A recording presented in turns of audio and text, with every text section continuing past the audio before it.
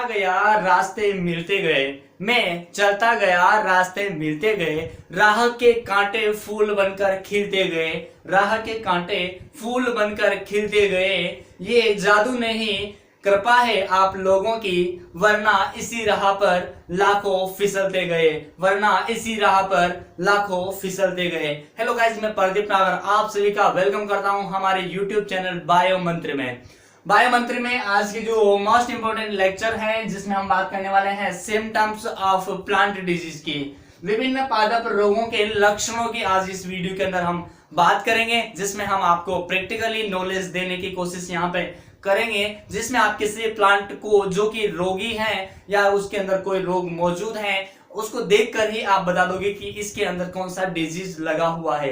I hope आपने जो है पादप रोग विज्ञान के प्रमुख रोग जनकों को तो पढ़ाई होगा, अगर नहीं पढ़ा है तो आपको लिंक नीचे डिस्क्रिप्शन में दे रखा है, आप सभी जो वीडियोज हैं प्लांट पैथोलॉजी की उन सभी को देख सकते हैं, ठीक है। लेकिन वहां पे वो इतने ज्यादा मायने नहीं रखते हैं। इस प्लांट पैथोलॉजी के अंदर सबसे ज्यादा जो क्वेश्चंस बनते हैं वो आपके बनते हैं इस टॉपिक से, विभिन्न पादप रोगों के लक्षणों से जो क्वेश्चंस बनते हैं उनकी हम आज यहाँ पे बात करने वाले हैं। तो चलिए स्टार्ट करते हैं आज के लेक्चर को। स्टार्ट करने से पहले अगर आप चैनल पे नए हो तो चैनल को सब्सक्राइब कर लीजिए और पास में जो बेल आइकन है उसको प्रेस कर लीजिए ताकि आने वाला हर वीडियो का नोटिफिकेशन आपको जल्दी से जल्दी मिल जाए। तो गाइस स्टार्ट करते हैं बिना देरी के। रोली या किट रोग या इसी को हम बोलते हैं रस्ट रोग, जिसका अर्थ होता है जंग लगना। क्या होता है जंग लगना? मतलब जो आपके पौधे के वायवीय भाग होते हैं उनके ऊपर जंगदार स्पॉट बन जाते हैं, ठीक है। जैसे कि आपने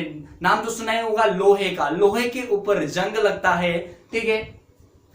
तो लोहे के ऊपर जिस तरीके से जंग लगता है उसी तरीके से यहाँ पे आपके पादप के वायवीय भागों के अंदर क्या लग रहा है, एक आयरन के या जंगदार स्पॉट यहाँ पे बन जाते हैं। वायवीय भागों की अगर हम यहाँ से डिस्कस करें, बात करें तो वायवीय भाग कौन कौन से हो जाते हैं आपके पास में? पत्ती, तना, फल, ठीक है, ये आपके वायवीय भाग हैं। अगर यहाँ से देखिए यहाँ पे जो सत्ते रोली है, एक प्रकार की ट्रियो रोली है, ट्रियो रस्ट है, ये एक के क्या है देखिए यहाँ से बेसिडियोमाइकोटा जो है संघ अपने पास में, इसका एक गण आता है यूरेडिनेस। यूरेडिनेस नामक जो गण है इसके कुछ जो कवक होते हैं, जैसे कि पक्षिनिया नाम का एक कवक है जिसके द्वारा गेहूं का काली, भूरी और पीली रोग होता है। कौन सा? काली, भूरी और पीली रोग। इसका जो डायग्राम है आपको वो साइड में नजर आ रहा होगा कि किस तरीके से गेहूं के अंदर काली, भूरी, पीली रोग जो है हो जाता है। तो चलिए आगे बात करते हैं हम। यहां से इंपोर्टेंट क्वेश्चंस बनेगा आपके पास में। यूरेडिनेस मतलब पूछा जाएगा कि गेहूं का काली, भूरी, पीली रोग किस गण के अंतर्गत या किस गण के कवकों के द्वारा होता है। तो यूरेडिनेस आपके पास में मोस्ट इंपोर्टेंट पॉइंट है।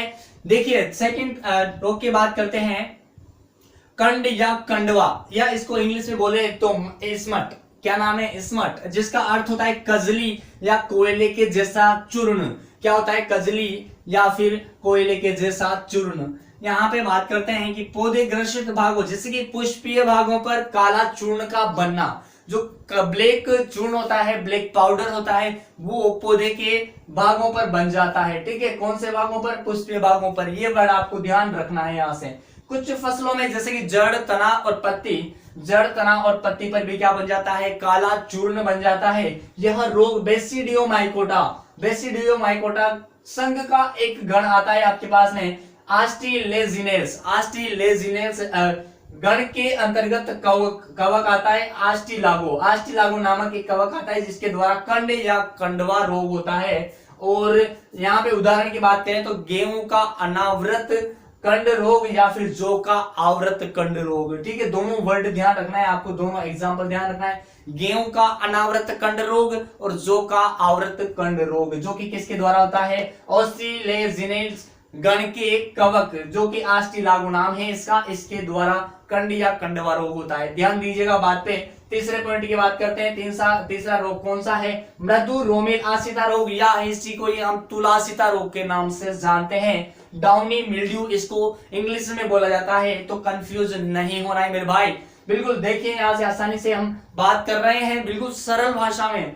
देखिए पत्तियों की निचली सतह पर कवकों की वृद्धि हो जाती है। जो ये कंड या कंडवा रोग है, इसका जो डायग्राम है किस तरीके का ये होता है, तो आपको प्रैक्टिकली नॉलेज दी जाएगी, बिल्कुल आप घबराए नहीं, साथ दे हमारा। यहाँ पे देखिए डायग्राम के थ्रू आप देख सकते हैं कि जो कंड और कंडवा रोग है वो किस तरीके का होता है। आगे बात करते हैं आपके मृदु रोमिल आसिता रोग या तुलासिता रोग की। पत्तियों की जो निचली सतह होती है उन पर कवकों की वृद्धि होती है। अब देखो ये कवक जो है ये किस तरीके से काम करते हैं, तो ये कवक अविकल्पी परजीवी होते हैं। अविकल्पी परजीवी मतलब दूसरे जीवों पर रहकर अपना जीवन यापन करते हैं, उन्हीं को हम अविकल्पी परजीवी बोलते हैं। ओमाइकोटा संघ का गण आता है पेरेनोस्पेरेल्स, पेरेनोस्पेरेल्स, ठीक है ना, पेरेनोस्पेरेल्स आपके गण आता है, जिसके अंतर्गत जो कवक आता है स्क्लेरोस्पोरा, स्क्लेरोस्पोरा के द्वारा ये जो मृदु रोमिल आसिता रोग है या तुलासिता रोग है ये किया जाता है, जो कि बाजरे के अंदर और अंगूर के अंदर मृदु रोमिल आसिता रोग होता है। ठीक है, ध्यान दीजिएगा बात पे। देखिए बहुत मोस्ट इंपोर्टेंट पॉइंट की मैं यहाँ से बात कर रहा हूं, ये तो वर्ड आपको ध्यान रखना है। स्क्लेरोस्पोरा ये कवक है और गण की आपको ध्यान रखना है, और कौन सा रोग होता है, किस में होता है, आप डायग्राम के थ्रू यहाँ पे देख सकते हैं कि मृदु रोमिल आसिता रोग या तुलासिता रोग कैसा होता है। अरे जल्दी देख लीजिए ना यार, यहाँ पे प्रैक्टिकली नॉलेज दे रहा हूँ, आपको घबराने की जरूरत ही नहीं है। चलिए बात करते हैं 4th नंबर की, चूर्णिल आसिता या छाछा रोग क्या होता है। देखिए चूर्णिल आसिता, चूर्णिल मतलब चूर्ण, ठीक है, और पाउडरी मिल्ड्यू इसको इंग्लिश में बोला जाता है। पत्तियों की ऊपरी सतह पर, जो पत्तियां होती है आपके पौधों की, उनकी ऊपरी सतह पर सफेद चूर्ण जैसी कवकीय वृद्धि होती है। सफेद चूर्ण जो होता है पाउडर जैसी संरचना उसकी ऊपरी सतह पर बन जाती है। अगर बात करें ये किस प्रकार का कवक है, तो कवक अविकल्पी परजीवी है जो कि दूसरे जीवों पर अपना जीवन यापन करते हैं। इसको माइकोटा संघ के गण आता है, एक आपके पास में एरिसाइफेल्स, एरिसाइफेल्स गण का कवक एरिसाइफी, एरिसाइफी के द्वारा कौन सा रोग होता है, चूर्णिल आसिता रोग या चाचा रोग होता है, जो कि मटर और बेर के अंदर पाया जाता है। किसके अंदर, मटर और बेर के अंदर पाया जाता है या होता है। तो आप डायग्राम के थ्रू यहां से देख सकते हैं, बिल्कुल साधारण सिंपल लैंग्वेज के अंदर। देखिए आगे बात करते हैं पत्ती धब्बा या लीफ स्पॉट की। पत्ती धब्बा या लीफ स्पॉट होता है क्या, देखिए पत्तियों की जो सेल्स होती है वो सीमित क्षेत्र तक मर जाती है। देखिए ध्यान से सुनना बात, पत्तियों की जो कोशिकाएं होती है वो एक लिमिटेड फील्ड के अंदर, लिमिटेड क्षेत्र के अंदर, एरिया के अंदर वो बिल्कुल खत्म हो जाती है, डेड हो जाती है। आगे देखते हैं इसके लक्षण क्या दिखाई देते हैं, तो मृत जो ऊतक होते हैं वो काले और भूरे रंग के दिखाई देते हैं। कैसे, काले भूरे रंग के दिखाई देते हैं। ध्यान दीजिएगा किस में देते हैं, अब देखो पत्ती धब्बा रोग किस में होता है, मूंगफली का पत्ती धब्बा रोग या टिक्का रोग भी इसको बोला जाता है। देखिए वर्ड पे ध्यान देना, बिल्कुल शब्दों पे ध्यान देना। पत्ती धब्बा रोग जो कि किसमें होता है, मूंगफली के अंदर। डायग्राम में आप देखोगे आराम से, कोई दिक्कत नहीं है, कोई जल्दबाजी नहीं है, आराम से देखिए वीडियो को 1 बार 2 बार 3 बार कितनी भी बार देख सकते हैं। पर्ण कुंचन या लीफ कर्ल की बात करते हैं, पर्ण कुंचन या लीफ कर्ल की, तो ध्यान दीजिएगा आप, कुंचन मतलब होता है सिकुड़ना, ठीक है, कुंचन मतलब क्या होता है, सिकुड़ना, और पर्ण मतलब होता है पत्ती, मतलब पत्तियों का सिकुड़ना, क्या कहलाता है, पर्ण कुंचन कहलाता है, लीफ कर्ल कहलाता है, जो कि किसके अंदर होता है। देखिए यहाँ पे अपने आदत की बात करते हैं, टमाटर और कपास का पर्ण कुंचन रोग। किसका, टमाटर और कपास का पर्ण कुंचन रोग जो है आपके पत्तियां सिकुड़ जाती है। इसकी डायग्राम में देख लो, बिल्कुल नो टेंशन रहो। 7वें पॉइंट की बात करते हैं, उल्टा सूखा या सिरसा रंभी सूखा। उल्टा सूखा मतलब होता है, जैसे अपन सीधे की बात करें तो प्लांट कैसे होता है, सीधा पहले जड़ आती है, फिर तना, फिर पत्ती आती है, ठीक है। तो उल्टा कैसे हुआ, अभी तो सीधे की बात की है मैंने, उल्टा हुआ पत्ती, तना और जड़, मतलब पत्ती से सूखने लगेगा कहां तक, जड़ तक, ठीक है। तो इसको बोलते हैं उल्टा सूखा या सिरसा रंभी सूखा या डाई बैक इसको बोला जाता है। तो पौधा जो है ऊपर से नीचे की ओर सूखता है, जो कि किसमें होता है, देखो यहां से बात कर लेते हैं पादप की। मिर्च और नींबू का उल्टा सूखा रोग, ठीक है, किसके द्वारा होता है, मिर्च और नींबू का उल्टा सूखा रोग, ठीक है, जो कि आपके कवक या जीवाणुओं के द्वारा होता है।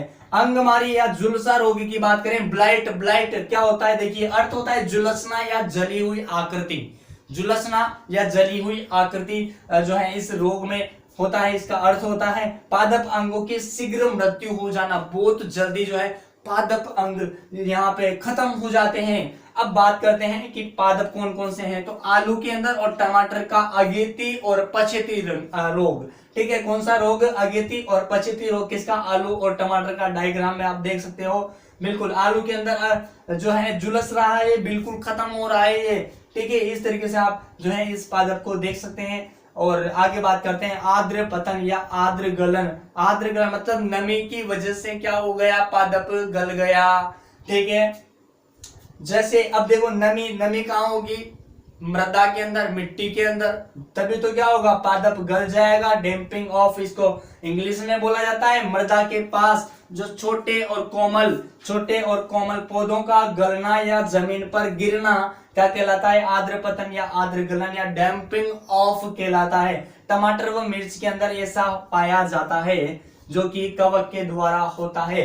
अब एक और रोग की बात करते हैं, गलना, विगलन या सड़न। तो ये देखो जड़, तना और पत्ती तीनों के अंदर होता है, ठीक है। जड़ भी गल जाती है, पत्तियां भी गल जाती है और जो आपके तना है वो भी गल जाता है। तो उसको जैसे पुष्प पादप के भागों का, पादप के वायवीय भागों का गलना क्या कहलाता है? यहाँ पे गलन, विगलन या सड़न या रोट कहलाता है, बिल्कुल खत्म हो जाते हैं। नेक्स्ट बात करते हैं अब यहाँ से। अब एक काम करना है आप लोगों को, एक बार इसका पहले स्क्रीनशॉट लेना है, उसके बाद में अपन कुछ 2-4 जो पादप हैं उन लक्षणों की और बात करेंगे। तो सबसे पहले एक काम करो, स्क्रीनशॉट ले लो। अपने स्क्रीनशॉट ले ले, इसको मैं साफ कर देता हूँ बिल्कुल आराम से, बिल्कुल नो टेंशन होके यहाँ से साफ ये मैंने कर दिया है और ये कर रहा हूँ मैं बिल्कुल आसानी से। ये साफ हो चुका है मेरे भाई, साफ हो चुका है। बिल्कुल बने रहिएगा हमारी वीडियो के अंदर इसी तरीके से और देखते रहिए, मजे लेते रहिए और देखिए, पढ़ते रहिए, मुस्कुराते रहिए, मस्त रहिए, नो टेंशन। देखिए आगे बात करते हैं हम म्लानी। एक रोग आता है ये 11वें नंबर का, म्लानी, या हम बोल सकते हैं इसको उखटा, या हम बोल सकते हैं इसको मुरझान। म्लानी, उखटा या मुरझान या विल्ट इसको इंग्लिश में बोला जाता है। विल्ट इसको इंग्लिश में बोला जाता है, जो कि पौधे के जो भाग होते हैं, पौधे के वायवीय भाग होते हैं, वो क्या हो जाते हैं? मुरझा जाते हैं। अरे भाई लटक जाते हैं, पत्तियां बिल्कुल लटक जाती है ऐसे, ठीक है ना। तो वो ये लक्षण इसे देखने को मिलता है। और किसके अंदर हो जाता है? देखो अरहर और कपास के अंदर, अरहर और कपास के अंदर, अरहर व कपास का म्लानी रोग, ठीक है ना। ये उदाहरण है आपका। 12वें नंबर पे बात करते हैं आपके चितेरी या मोजेक रोग की। चितेरी या मोजेक रोग की बात करते हैं, इंग्लिश में इसको मोजेक बोला जाता है। देखो चितेरी के अंदर क्या होता है? जो ऊतक होते हैं हरे रंग के ऊतक और पीले रंग के जो ऊतक होते हैं, कोशिकाएं होती है, वो क्या हो जाती है? आपके पीले धब्बों में बदल जाती है या पीले धब्बे नुमा संरचना बन जाती है, ठीक है। बिल्कुल जो आपके रंग है वो बदरंग हो जाते हैं, ठीक है। जो आपके यहाँ पे आपके क्या है, हरा ऊतक है वो बदरंग हो जाता है और ये होता है आपके TMV, टोबैको मोजेक वायरस, या हम बात कर सकते हैं यहाँ से तंबाकू का मोजेक रोग, इसका उदाहरण आता है। आगे बात करते हैं 13वें नंबर पे फाइलोडी। फाइलोडी क्या होता है? देखो